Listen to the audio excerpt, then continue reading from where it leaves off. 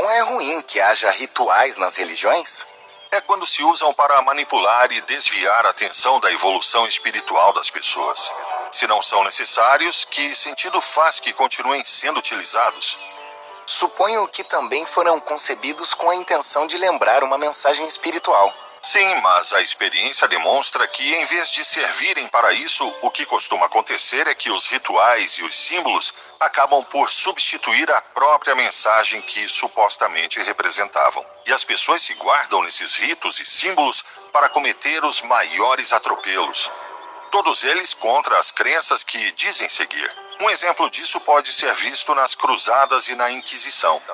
Genocídios e assassinatos cometidos por gente que usava trajes com uma cruz bem grande no peito, que comungava todos os dias e que proferia sentenças de morte com a Bíblia na mão. Aí eu pergunto, onde está a mensagem de amor ao próximo nisso? Mas não houve rituais que foram transmitidos pelo próprio Jesus, como a Eucaristia? Não. É verdade que Jesus, ao dizer que lhe restava pouco tempo para ser assassinado, reuniu os seus discípulos numa ceia de despedida. Mas jamais teve a intenção de estabelecer nenhum ritual ou cerimônia de Eucaristia, nem nenhum outro ritual, cerimônia ou sacramento. Além disso, comer o corpo e o sangue de Cristo, ainda que simbolicamente, recorda um ato de canibalismo e não tem nada a ver com Jesus. Então, de onde vem o ritual da Eucaristia? Incorporou-se no cristianismo procedente de rituais de religiões anteriores. De fato, todas estas cerimônias, assim como o nome cristianismo para definir os seguidores de Jesus e o símbolo da cruz para representá-los, introduziram-se posteriormente. Então o símbolo da cruz tampouco vem de Jesus? Leve em conta que, na época de Jesus, a cruz se utilizava para executar pessoas. A mesma coisa que a cadeira elétrica atualmente. A ninguém em perfeito juízo ocorreria usar uma cruz como símbolo da sua fé, como agora ninguém usaria uma cadeira elétrica num pingente se Jesus tivesse encarnado na atualidade e tivesse sido executado na cadeira elétrica. Tudo isso que diz me parece muito forte para que possa ser aceito por um crente cristão ou católico. Talvez, mas é a verdade. E o que tentamos aqui é que as pessoas abram os olhos para a realidade espiritual. Leve em conta que a missão de Jesus na Terra foi indicar o caminho da evolução espiritual. As instituições religiosas daquela época passavam o tempo dificultando o progresso espiritual das pessoas com várias superstições e mentiras, botando medo às pessoas e utilizando o nome de Deus para satisfazer os seus anseios de riqueza e poder. Tinham um complexo sistema de rituais para entreter as pessoas e, sobretudo, para submetê-las à sua vontade, tirar seu dinheiro e viver luxuosamente à custa delas. E como Jesus pôs isso em evidência, mataram-no. Aquela igreja judaica parecia-se muito com a de agora, que vive à custa de usar a figura de Jesus e de manipular a sua mensagem, e com a sua forma de atuar, dificultando o progresso espiritual da humanidade. Está na hora de pôr as coisas no seu lugar. Todas estas alegações contra os rituais me parecem certas, mas para um cristão, tudo que não estiver na Bíblia... Então que revejam o capítulo 12, versículos 28 ao 34 do Evangelho de Marcos, de onde se retira mais ou menos esta mesma mensagem. Aproximou-se dele um dos escribas que os ouvira discutir, e vendo que lhes respondera bem, indagou dele: qual é o primeiro de todos os mandamentos? Jesus respondeu-lhe: o primeiro de todos os mandamentos é este: ouve, Israel, o Senhor, nosso Deus, é o único Senhor.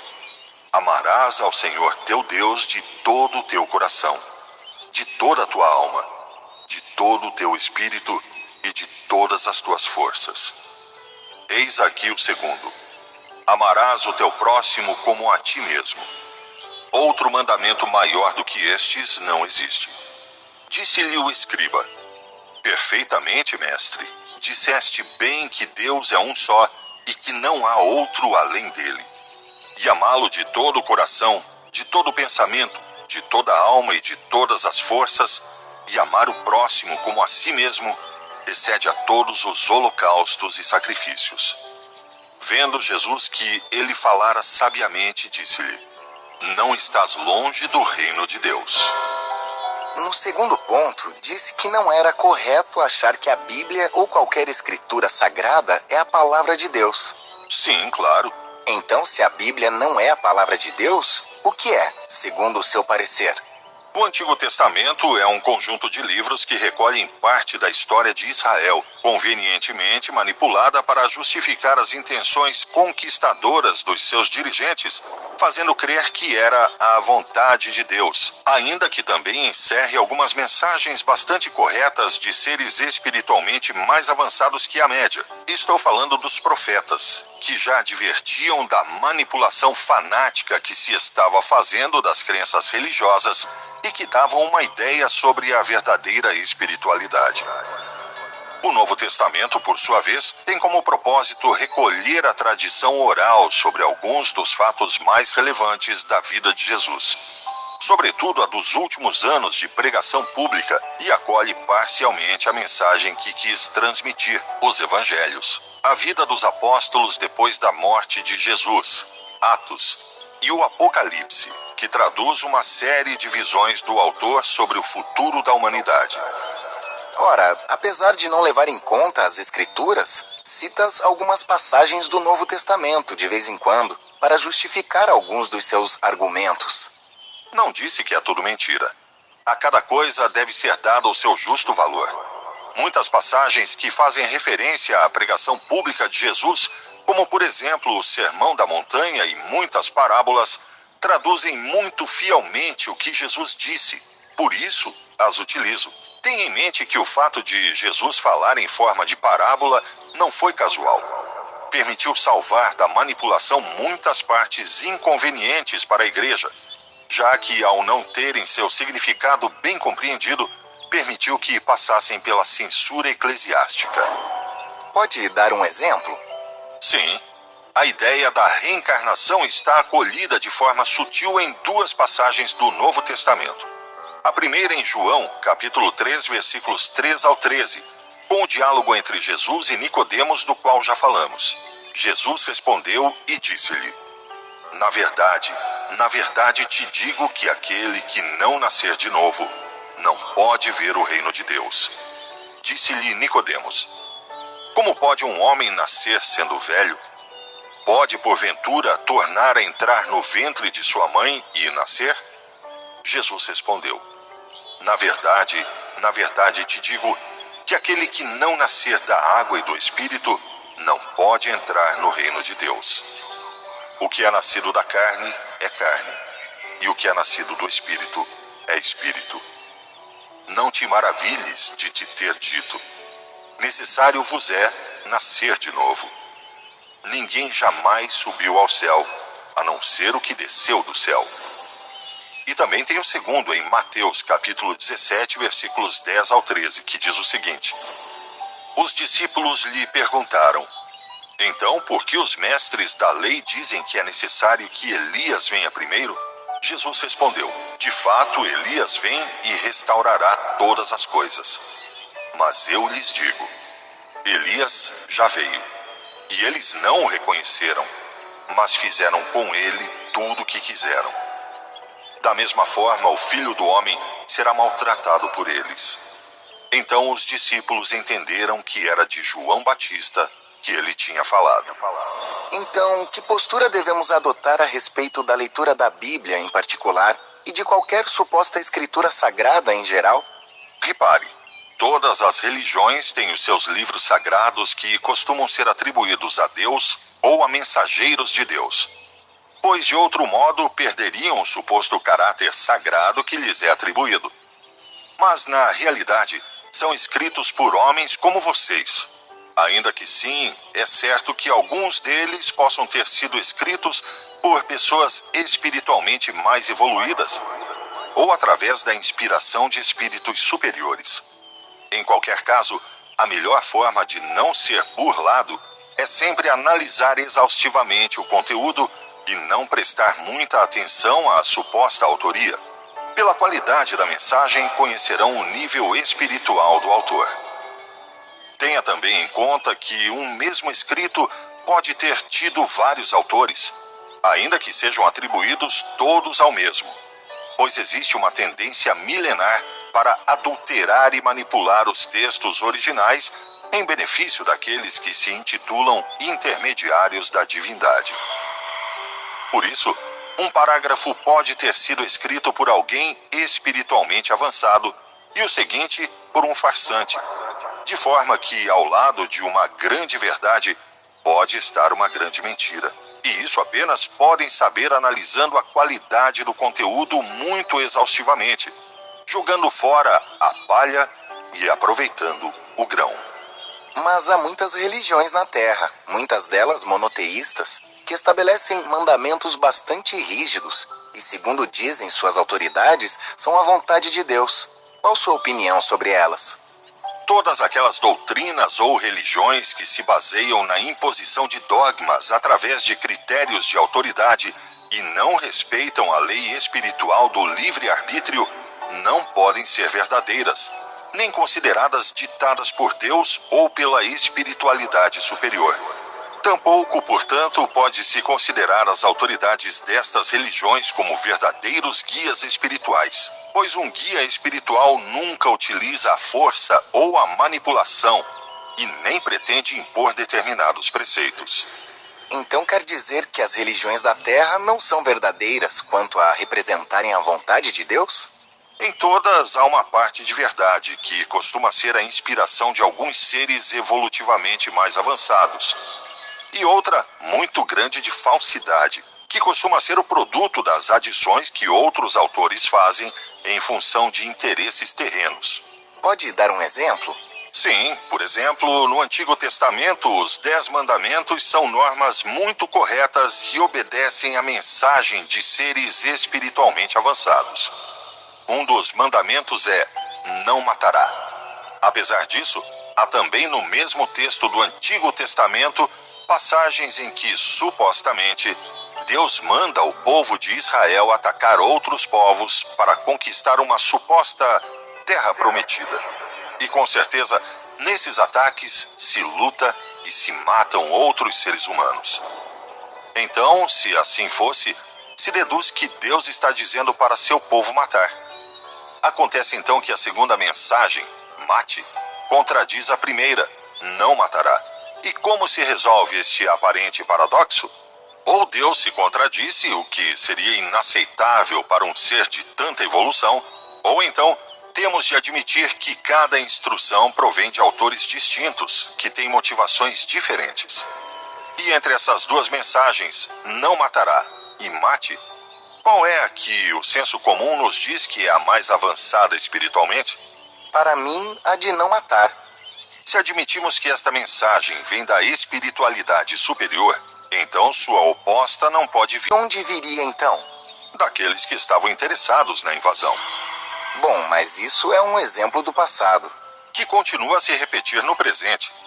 Por acaso não há muitos líderes atuais na Terra que supostamente são fervorosos crentes em Deus, que acabam sempre os seus discursos com um "que Deus os abençoe", mas que não têm nenhum problema em enviar os seus cidadãos para invadir outros países, causando milhões de mortes e destruindo milhões de lares por várias gerações? Por acaso não utilizam salmos da Bíblia ou expressões como "confiamos em Deus" ou ainda "Deus está conosco" como cartaz para justificar as suas ações?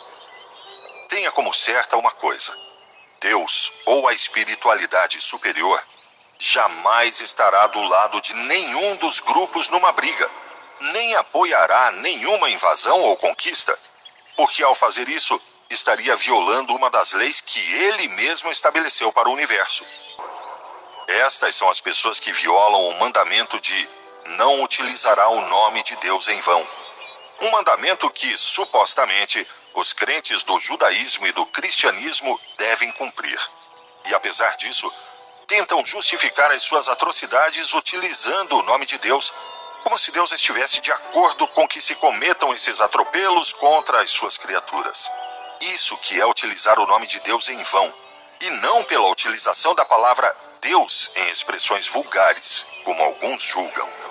Então, e sobre o povo eleito por Deus? Não há povos nem pessoas privilegiadas perante Deus. Deus, ou a espiritualidade superior, não se liga especificamente a povos ou raças determinadas em detrimento de outros, e sim faz uma chamada a todos os seres para participarem no desenvolvimento do plano evolutivo, e é cada espírito quem decide se quer ou não colaborar. Certamente não obriga ninguém a seguir as suas leis. Cada um, de acordo com a sua vontade ou a sua capacidade, tomará, se assim desejar, um compromisso para desenvolver uma tarefa concreta dentro do plano de evolução espiritual, tanto a nível individual como coletivo, na humanidade em que encarnar. Essa é a escolha do espírito. Portanto, um eleito não é ninguém mais do que aquele que abre o seu interior à espiritualidade superior e se compromete a seguir a lei do amor na sua vida, para que, além de evoluir, sirva de exemplo a outros seres que ainda não se abriram interiormente a este chamado. E essas pessoas que se abrem a esse chamado do mundo espiritual têm alguma coisa a ver com os místicos ou os profetas? Repare, o contato direto com o mundo espiritual não está reservado apenas a alguns poucos. Já disse que todos têm uma ligação direta, a sua própria ligação pessoal com Deus, com a espiritualidade superior, com seus próprios guias, e cada um vai experimentá-la à sua maneira. O importante é procurar essa ligação sinceramente, com humildade, com o motivo de avançar espiritualmente, e a cada um será dado aquilo de que precisar. O importante não é o quão espetaculares são as experiências, mas sim que essas experiências sirvam a cada um para avançar no amor, para não justificar os seus defeitos. Infelizmente, há muitas pessoas que, motivadas pelo desejo de serem ou de aparecerem como alguém importante perante os outros, uma espécie de mestre ilustre ou algo no estilo, sugestiona-se com experiências que não são reais e que podem enganar outras pessoas. E há aqueles que, depois de terem tido experiências reais de contato espiritual, em vez de utilizá-las para o seu próprio avanço espiritual ou para ajudar os outros, as utilizam para se engrandecerem e se julgarem superiores, exigindo que os outros os tratem como se fossem deuses. É o defeito da vaidade que faz com que alguém procure a admiração dos outros em vez de procurar como melhorar a si mesmo. Infelizmente, isso é muito frequente no seu mundo. E o que é um profeta? Um profeta é um enviado da espiritualidade superior para ensinar a verdade sobre o mundo espiritual e para advertir as pessoas de cada época das consequências dos atos contra a lei do amor. Geralmente são espíritos mais avançados que a média do planeta em que encarnam, já que de outra forma não poderiam desempenhar a missão que lhes foi dada. Ao mesmo tempo que estão ajudam a si mesmos a evoluir, pondo à prova sua capacidade de amar, já que geralmente são repudiados, rejeitados, torturados, desprezados ou ridicularizados pelas sociedades em que encarnaram. Não são seres com privilégios divinos especiais, como geralmente se acha, visto que a sua capacidade espiritual foi conseguida por mérito próprio na roda de encarnações, ainda que estas possam ter ocorrido em outros mundos. Trata-se então de alunos mais velhos que se põem em contato com alunos de menor idade para ajudá-los na sua educação. A diferença é que não podemos reconhecê-los pelo seu aspecto físico nem pela sua idade, pois encarnam nas mesmas condições que os restantes. Algum dia, qualquer um dos seres que habitam o seu planeta, quando tiver evoluído o suficiente, poderá desempenhar a função de profeta num mundo habitado por uma humanidade de menor evolução. Mas não acontece frequentemente que há pessoas tidas como grandes mestres e logo se descobre que são oportunistas, que juntam grandes fortunas à custa da ingenuidade das pessoas? Sim, há muitos trapaceiros, mas também há muitos que começam bem e no início vão por um caminho reto e por isso recebem a ajuda espiritual de que necessitam. O problema surge quando se deixam deslumbrar pelo efeito que causam nas pessoas, que estão muito necessitadas de respostas, e quando encontram alguém que lhes desperta o interior, se sentem muito agradecidos com ele e procuram demonstrar isso. Pensam que são eles que os deslumbram, quando na realidade é a luz do conhecimento espiritual do qual deviam ser portadores que lhes permite chegar às pessoas. Erroneamente, as pessoas começam a venerá-los como se fossem deuses. Tratando-se de alguém que ainda não conhece bem o egoísmo e as suas manifestações e não luta para vencê-lo, o seu ego cresce até o ponto de se julgarem acima de tudo e de todos. E em vez de servir os outros, acontece o contrário. Procuram que os outros sirvam a eles. Que sejam como seus súditos ou escravos morais. Que lhes obedeçam cegamente, sem jamais questionar nenhuma das suas decisões e desejos. E então, pouco a pouco, a luz vai se apagando. Os sentimentos desaparecem e a inspiração se perde. Na ausência da inspiração espiritual, o egoísmo toma o controle da mente. E a partir de então, as mensagens que dão são imprecisas e contraditórias. E o que possa ter havido de verdade é apenas uma lembrança confusa do que uma vez tiveram e não souberam preservar, coberto